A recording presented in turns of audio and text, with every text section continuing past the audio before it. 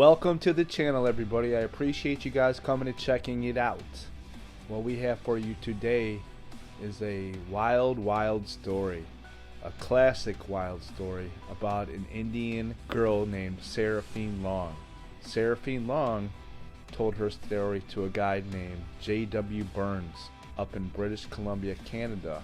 But this one is going to blow your minds. Wait until I tell you guys this story. So without further ado, let's go ahead and get into this one. Okay, before we get to the incident story, I'm going to show you the area where this incident occurred. Now this is the Ruby Creek incident location right there, if you guys remember from my video the other day. And I'm going to take you to show you how close it is to this incident that I'm going to talk about today. Right there is Harrison Hot Springs. You go over here by Harrison Mills, and it's right here. This is the area. Now this is the Chehalis Indian Reservation also, right in this area. And this is the Sasquatch Mountain, right here. This mountain right here. This mountain right here they call Sasquatch Mountain. And to this day, there's reports right here in this area. Now you see this other lake called Chehalis Lake. That is another area where a lot of occurrences have happened. And one more part of the story, in the story when I read it, you'll hear her talk about the Douglas language. This is Port Douglas up here. So this is where the Douglas tribe used to live back in the day.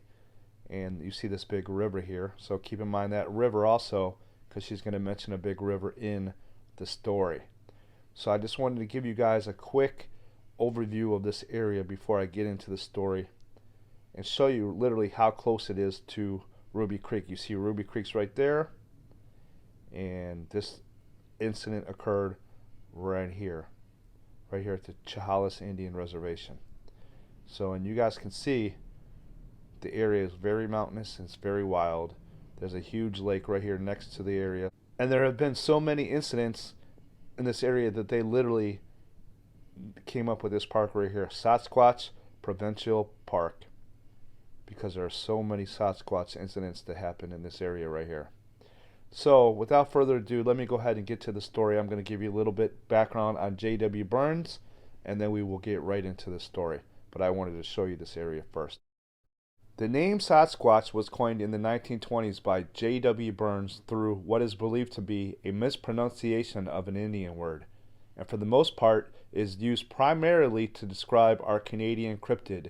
Many indigenous people have varying terms for the wild ones and the forest fathers, though it was through J.W. Burns' writings and articles about the creature that this particular name has become known worldwide.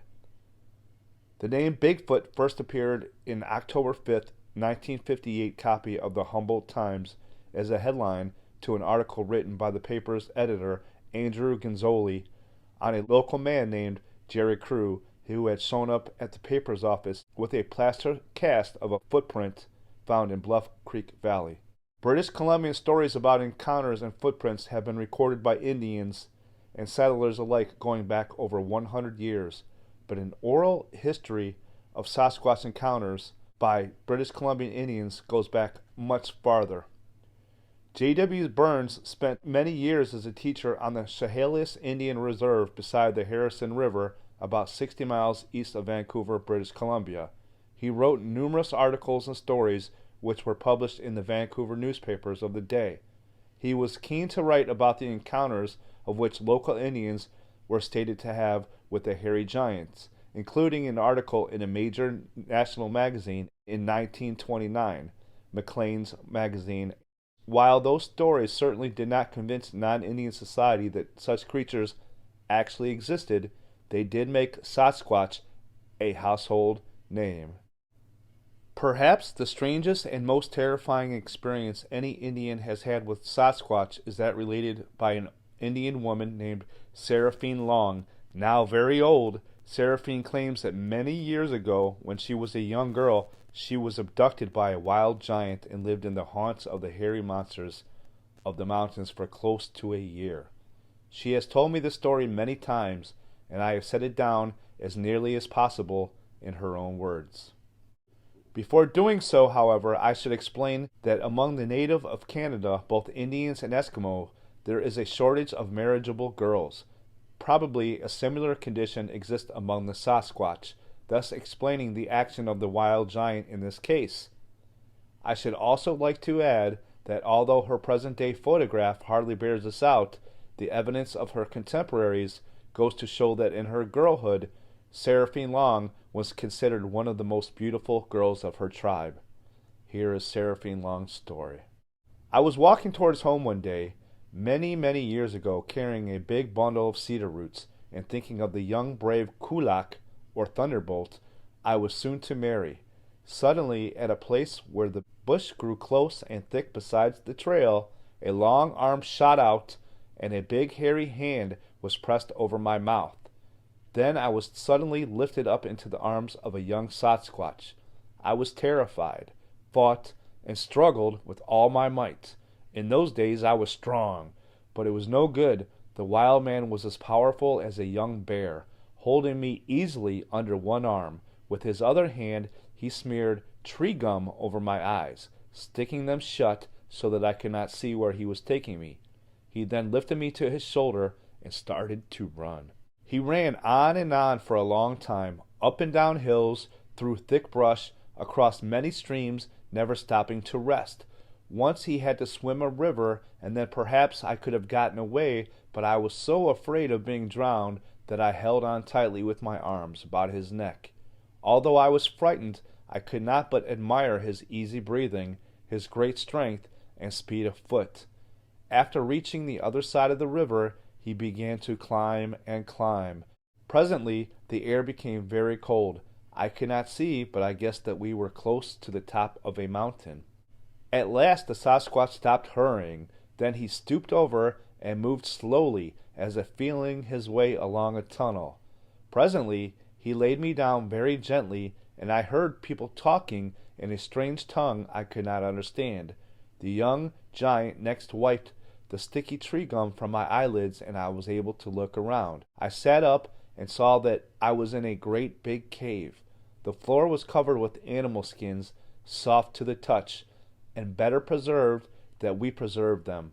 A small fire in the middle of the floor gave all the light there was. As my eyes became accustomed to the gloom, I saw that beside the young giant who had brought me into the cave, there were two other wild people, a man and a woman. To me, a young girl, they seemed very old, but they were active and friendly, and later I learned that they were the parents of the young Sasquatch who had stolen me. When they all came over to look at me, I cried and asked them to let me go. They just smiled and shook their heads. From then on, I was kept a close prisoner.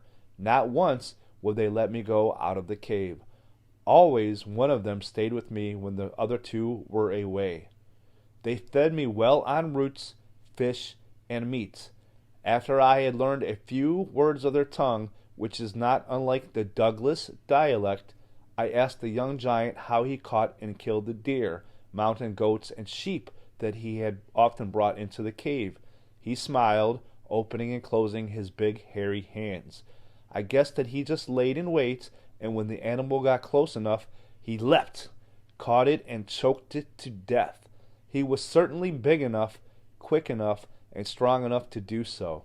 When I had been in the cave for about a year, I began to feel very sick and weak, and could not eat much. I told this to the young Sasquatch, and pleaded with him to take me back to my own people. At first he got very angry, as did his mother and father, but I kept on pleading with them, telling them that I wished to see my own people again before I died. I really was ill, and I suppose that they could see that for themselves, because one day, after I cried for a long time, the young Sasquatch went outside and returned with a leaf full of tree gum. With this, he stuck down my eyelids as he had done before. Then he again lifted me to his big shoulder. The return journey was like a very bad dream, for I was light-headed and in much pain. When we recrossed the wide river, I was almost swept away. I was too weak to cling to the young Sasquatch, but he held me with one big hand and swam with the other. Close to my home, he put me down and gently removed the tree gum from my eyelids.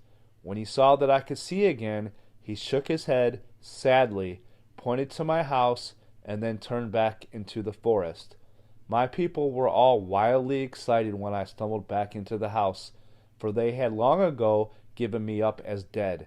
But I was too sick and weak to talk. I just managed to crawl into bed, and that night I gave birth to a child. Wow. That little one lived only a few hours, for which I have always been thankful. I hope that never again shall I see a Sasquatch. That is Seraphine Long's story, the only one on record of a Sasquatch ever abducting an Indian girl. I could relate more instances concerning the wild giants of British Columbia, seemingly well-attested cases that I have collected over a period of many years, but in this article, the few I have recounted must suffice. Is it possible that primitive hairy giants still inhabit the mountain solitudes of British Columbia? Scientists and others may scoff at the very idea, but many Indians are sincerely convinced that Sasquatch, or at least a few of them, live to this day in the vast, unexplored interior. And like my Indians, I also believe. J.W. Burns, Indian Agent, Chehalis Indian Reservation. Right, so there you guys go. Another Sasquatch encounter story. This one, a classic J.W. Burns story from British Columbia. You guys leave me some comments. Let me know what you think of this story. Do you think that this could definitely happen? A young Indian girl being abducted by a Sasquatch and getting pregnant by a Sasquatch and having a baby that didn't survive? I mean, that's crazy to me. Or do you think it's just maybe some far-fetched tale from a Native American that probably didn't really happen? I mean, I'm not going to tell you guys what to believe. I just give you guys the story encounter, show you guys these locations, and let you guys make up your own minds. But I just thought this one was worthy of telling you guys, because if this really did happen, man oh man, that's an amazing, amazing thing that happened to that young lady. So once again, if you enjoyed the video, make sure you hit that like button for me. If you're new to the channel, go ahead and subscribe. What are you waiting for? My channel is growing, and one day it's going to be the biggest Bigfoot channel on YouTube, because of you guys, because of all your guys' support, and I really do appreciate that. I really, really do. Leave me some comments. Let me know what you guys think about this video. Do you guys think this could have really happened, or is it just a far-fetched tall tale? That's where we're going to leave it. Always remember, where there is a Willstar, there is definitely a way, and we will talk to you guys later. Take care.